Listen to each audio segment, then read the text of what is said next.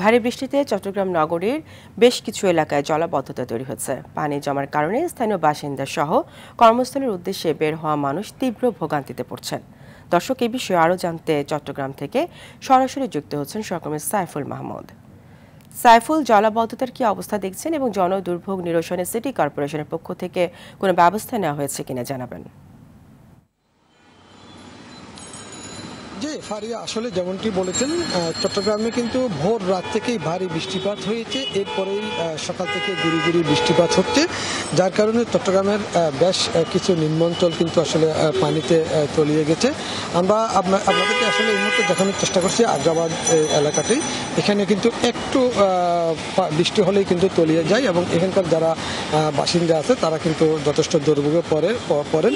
যেহেতু এটি আসলে একটি বাণিজ্যিক এলাকা, এখানে কিন্তু সব অফিস আদালত এবং একই সাথে একটি সরকারি কলেজ রয়েছে, একই সাথে বেশ কিছু স্কুল শিক্ষা প্রতিষ্ঠান রয়েছে, যার কারণে যারাই কিন্তু আসলে এই রাস্তাটি ব্যবহার করেন তারা কিন্তু প্রত্যেকে কিন্তু আসলে জনদুর্ভোগে পড়েছেন। বিশেষ করে সকালবেলার গুড়ি গুড়ি যে বৃষ্টিপাত হয়েছে সেখানে কিন্তু ইন্টার পরীক্ষার্থী যারা ছিল তারা কিন্তু আসলে বেশ কষ্ট করতে হয়েছে এবং অনেক পরীক্ষার্থীকে আমরা দেখেছি আসলে হাঁটু পানিতে ভিজে ভিজে তাদেরকে পরীক্ষা কেন্দ্রে যাওয়ার জন্য। তবে সিটি কর্পোরেশনের পক্ষ থেকে তারা কিন্তু বারবার বলছেন তারা নালাগুলো পরিষ্কার পরিচ্ছন্নতার অভিযান চালাচ্ছে, এরপরও কিন্তু আসলে কোনো সুফল পাচ্ছে না। চট্টগ্রামে 10,000 কোটি টাকার যে জলাবদ্ধতা প্রকল্প সেখানের কাজ মাত্র শেষ হয়েছে 75%। বাকি কাজ শেষ হলে হয়তো চট্টগ্রামবাসী এটা থেকে মুক্তি পাবে বলে সিটি কর্পোরেশন এবং সিডিএ উন্নয়ন কর্তৃপক্ষ তারা জানাচ্ছেন।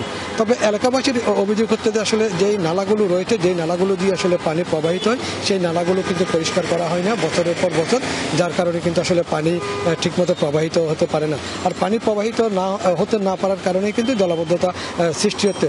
চট্টগ্রামে গত 3 বছরে 30 বারের মতো চট্টগ্রাম নগরী ডুবেছে।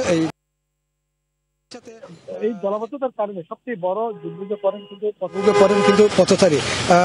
বিশেষ করে যে নালাগুলো আছে সেই নালাগুলো এবং রাস্তা কিন্তু পানিতে একাকার হয়ে যায়, কোনটা নালা আর কোনটা রাস্তা বুঝে দেয় না, যার কারণে অনেকেই কিন্তু আসলে নালাতে পড়ে গেছে। এরকম অনেক রেকর্ড আছে। গত পরশুদিনও এক মহিলা আসলে হাঁটার সময় নালাতে পড়ে গেছিলেন, তিনি বুঝতে পারেনি কোনটা নালা এবং কোনটা আসলে রাস্তা, পানি দিয়ে হাঁটার সময় তিনি পড়ে গেছিলেন। তবে সিটি কর্পোরেশন এবং সিডিএ তারা কিন্তু উভয়ে দাবি করছেন তারা কাজ করছেন।